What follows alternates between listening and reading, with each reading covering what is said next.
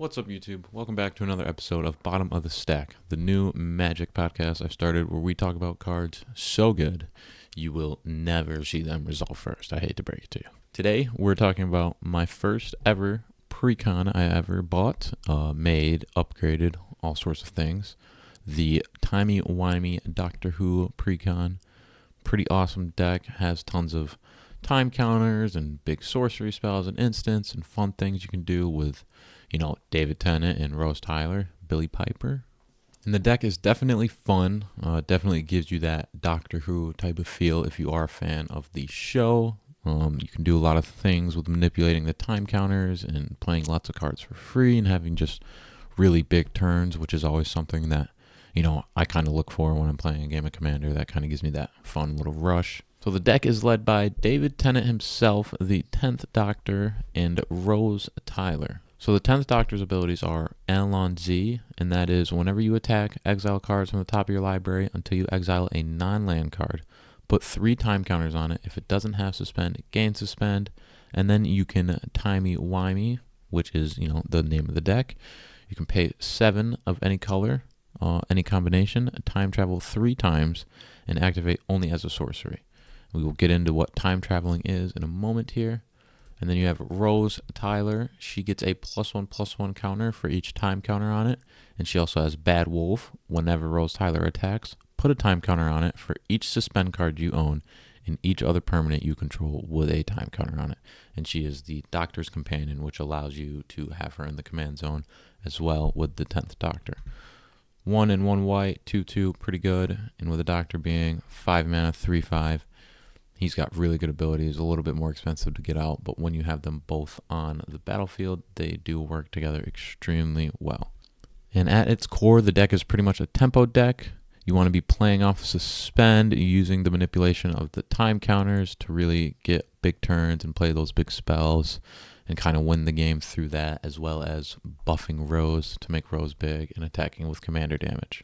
So it is pretty fun when you're sitting there time traveling, taking all your dice down, playing all these cards at once, really feeling like you just did some crazy, awesome Doctor Who-esque stuff there. So it is very flavorful in that aspect. So I would say the main strategy of this deck is to use your suspend and time counter manipulation to play a bunch of big free spells and multiple spells at once, as well as depending on Rose to really combine with the Doctor and his abilities and all of your time counters on the battlefield to really get that synergy working, to get her big and scary, and to kill people with commander damage. For example, if you do Alon Z and you get a card in suspend and now has 3 time counters on it, and you have Rose on the battlefield, a turn's gone by, she can attack. You attack with Rose, she gets a buff because of the card you have in suspend, so she's +1/+1 bigger. And as time goes on, you get more cards in suspend or more cards just with time counters on them. So you're putting all these counters on Rose, and over time she's getting really big. And at the same time, you're playing huge spells for free. You got things like dinosaurs on a spaceship. Every time you take a counter off, you're getting a 2/2 flying dinosaur. So there's lots of time counter synergies, lots of free spells, and just kind of like a huge puzzle that you're trying to put together, which maybe appealing to some players while it's not appealing to others. I will definitely say, as this being my first kind of step into the world of Commander, I don't recommend it for new players. It's definitely very confusing. You will be spending 45 minutes reading all 7 cards in your hand to understand what to play first and what to play after that and how they even all go together, pissing all of your friends off just to realize you did it all wrong anyway. And then it's your turn again, and it's basically a repeat of that for like the first 5 games until you really have figured this deck out and can play it well and have fun playing it. So definitely don't recommend it to new players, but it is a great, fun, interactive deck, and you can do lots of big, fun stuff when you do kind of get control of the deck and understand what the cards want to be doing with each other. Moving on, we're going to be talking about the key cards that I have in this deck. Most of them are definitely upgrades that I found through research and just scrolling through the internet, trying to find good upgrades for this deck, watching videos, etc. And a lot of these cards have some sort of synergy with either time counters or exiling or just having the ability to do a really big turn in combination with, Timey Wimey from the 10th Doctor. So getting into it, I would say my favorite card of the deck, which is an upgrade, is Chronomantic Escape. So Chronomantic Escape is 4 and 2 white, but it also reads suspend 3 for 2 and 1 white. Rather than play this card from your hand, you may pay 2 and a white and remove it from the game. So you exile it with 3 time counters on it. At the beginning of your upkeep, remove a time counter. When the last is removed, play it without paying its mana cost. So you basically put this card in exile, suspend, whatever you want to call it now, with the 3 time counters on it, and once those time counters are removed, it comes into play, and it reads, until your next turn, creatures can't attack you. And then you remove Chronomantic Escape from the game again with 3 time counters on it. So every time you play this card, it exiles itself again with 3 time counters on it. So you can kind of see how this can get really crazy in this deck, as Timey Wimey allows you to time travel 3 times. So if you have the Doctor out, and you have the 7 mana to spare every turn to spend on time traveling, and your plan is to keep people from attacking you, and you have Chronomantic Escape, you can just loop this card over and over again until somebody kills your commander, and creatures just can't attack you for the rest of the game. And it's really overpowered. It's really fun for you. Definitely does get some size around the table, but still one of the cooler synergistic cards in the deck that is an upgrade. It was not in the deck originally. I would say another big card in this deck for me is Scroll Rack. Whenever I do draw this card, I feel amazing, and whenever I play it and I'm able to use it, it just feels like I'm getting a lot of knowledge, and I know what my next turns are going to look like. And it also just fits really well with the whole, time countery, getting rid of cards, using free spells, stuff, kind of synergy. And Scroll Rack is a 2-cost artifact. You pay 1 and tap it, and you can exile any number of cards from your hand face down. Put that many cards from the top of your library into your hand, then look at the exiled cards and put them on top of your library in any order. So you basically get to just switch your spells, switch the cards in your hand, and then line up your next couple turns based on however many you chose to exile, to draw, and then put on top of your library. So it's a pretty fun card, kind of figuring out what you want to keep, what you want to put back, what you want to use now, what you want to use next turn. So another good card in there. 2 other cards that are kind of similar that I love in this deck that are both upgrades are Rousing Refrain and Mana Geyser. They allow you to get a lot of red mana to play, colorless spells, or to spend it all on Timey Wimeying, for example. So Rousing Refrain, if you don't know, reads, add 1 red for each card in target opponent's hand until the end of turn. You don't lose this mana as steps and phases end. Exile Rousing Refrain with 3 time counters on it, and you can pay an alternate cost of 1 and 1 red to suspend it 3. So you exile it with 3 time counters originally. Obviously in this deck it's really good because you can loop that, get that mana. So you can see here how these suspend 3 cards that aren't already in the deck, when you put them in the deck, they kind of get much, much more powerful. And then we also have Mana Geyser, which is a classic. Add 1 red for each tapped land your opponent's control. I will point out that these cards, Rousing Refrain, Mana Geyser maybe, and Inspiring Refrain, which is already in the deck, as well as Chronomantic Escape, can all combine for an infinite mana combo if one of your opponents has more than 7 cards in their hand. So what you can do is you can play Rousing Refrain. You can add, let's say, 8 mana. Your opponent has 8 cards in hand. He has a Thought Vessel and a Z-Hall, something to give him maximum hand size. So you play Rousing Refrain, you add 8 mana, you Timey Wimey, you play Rousing Refrain again, you add 8 mana, you Timey Wimey. So now you are infinitely adding 1 red mana. So you have infinite mana because after you play Rousing Refrain, you exile it. So unless somebody has a counter spell, they're not going to be able to stop you here. So if you combine this infinite, red mana for colorless, whatever, with Inspiring Refrain, which reads, draw 2 cards, exile Inspiring Refrain with 3 time counters on it. So let's say you have Inspiring and Rousing Refrain already in suspend. You pay for Timey Wimey, you get the 8 mana. Now you have infinite mana combo because one of your opponents has 8 cards in hand. And now you also have infinite draw because you are infinitely timey-wimeying. So you're infinitely drawing cards from your deck because of Inspiring Refrain. And that leads you to eventually getting Chronomatic Escape. Anything else, to really win you the game. But one other piece that goes along with that puzzle to really secure that win is Ovika Enigma Goliath. Another addition I put in the deck. Ovika reads, flying, ward 3, and pay 3 life.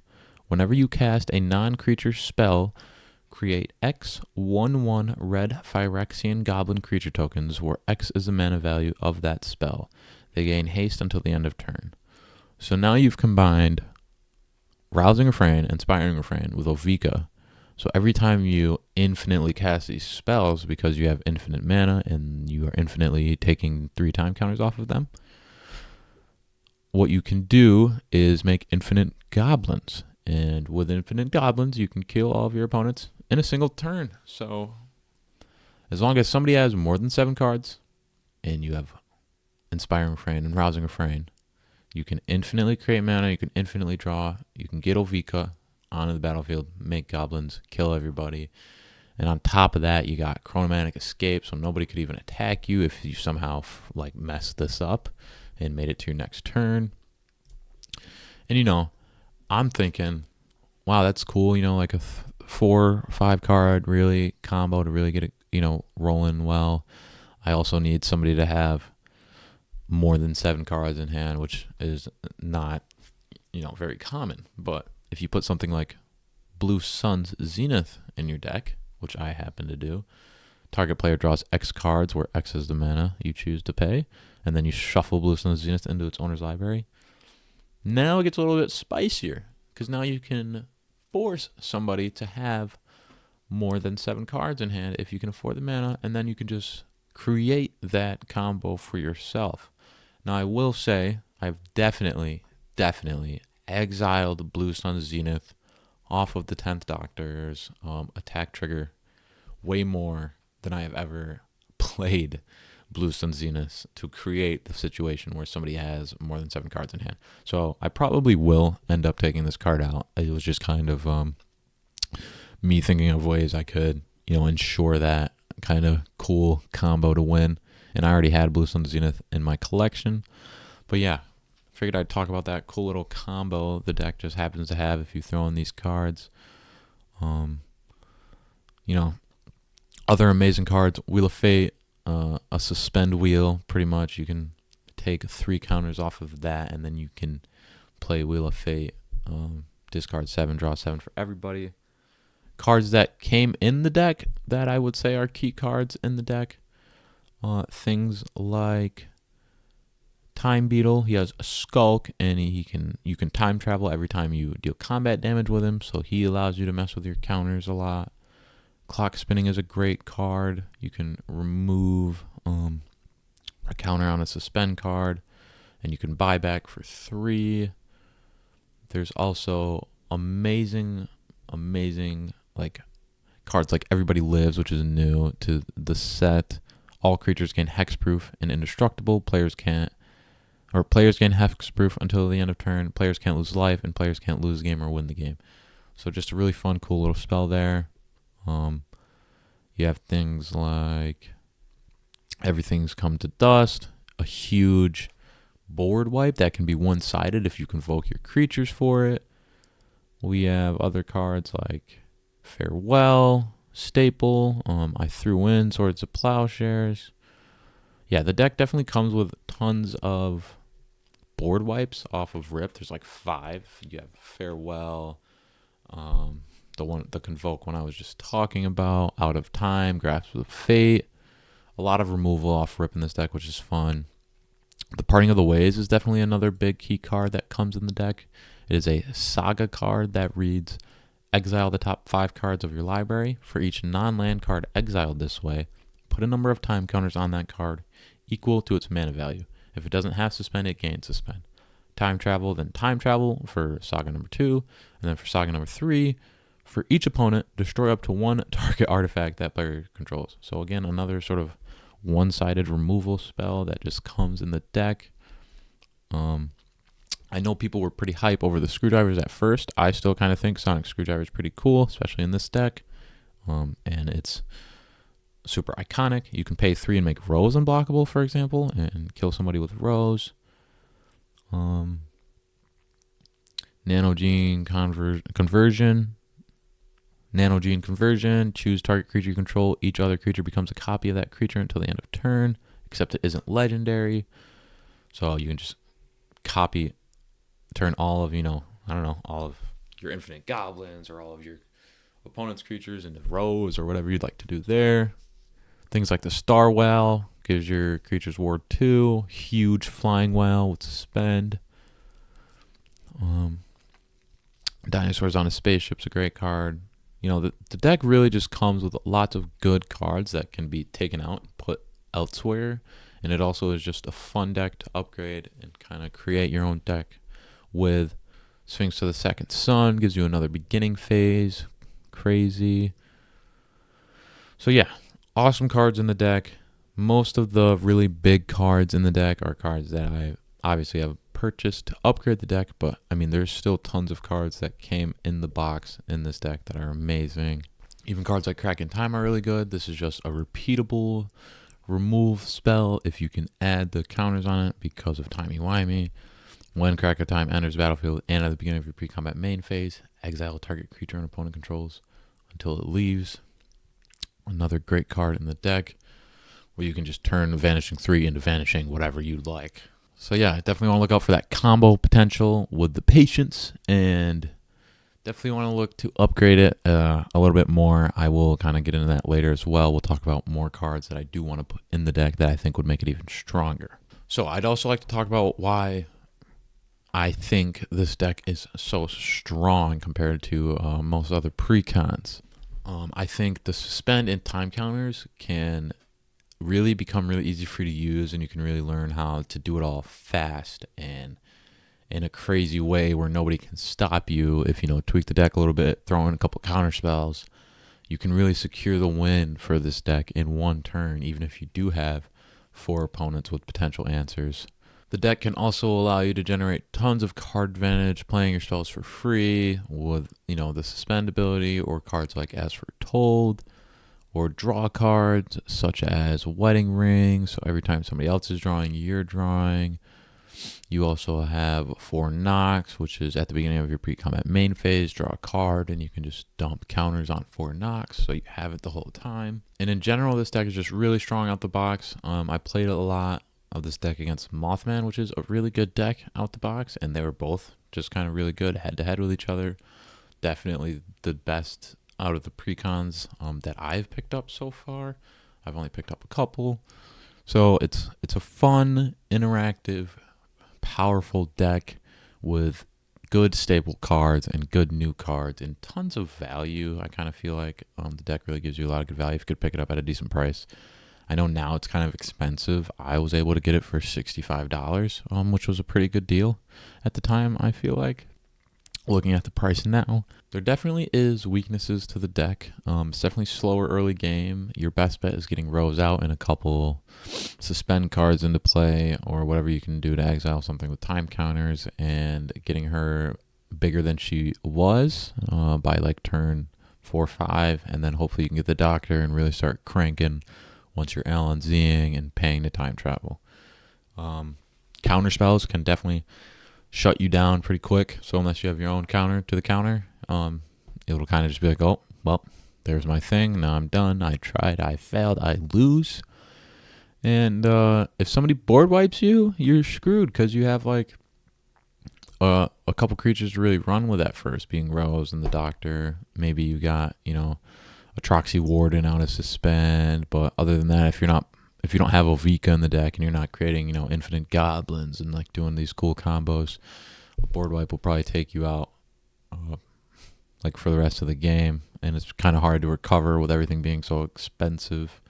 You got to pay 7 for the Doctor if he dies once, and then it's 7 for his ability, and then you're kind of feeling like it's not even worth it at that point. So I would say those are kind of the weaknesses of the deck. But yeah, I do definitely think it's an underrated deck. Suspend is super sneaky. if you can really learn how to manipulate it and play with it well, you can kind of really surprise people with the things you're able to do with this deck. And you can win a lot of games if you play the game right and don't make any enemies early, and out of nowhere you're just like, everybody's dead. And yeah, so it's a fun deck. It's a cool deck. So yeah, I've made tons of upgrades to this deck. We went over my favorite cards, but I also have things like Joyra of the G2, which is almost perfect for this deck. Joyra reads, you can pay 2, exile a non-land card from your hand, put 4 time counters on the exiled card if it doesn't have spent, gain suspend. And that's an upgrade card, a 1, a blue and a red, 2/2 creature, legendary. She's great in this deck. Even with all those upgrades, there's also a ton more cards I'd love to really put in this deck to kind of round it off and make it, even stronger, even faster. So I will go ahead and read those off and put them all up on the screen.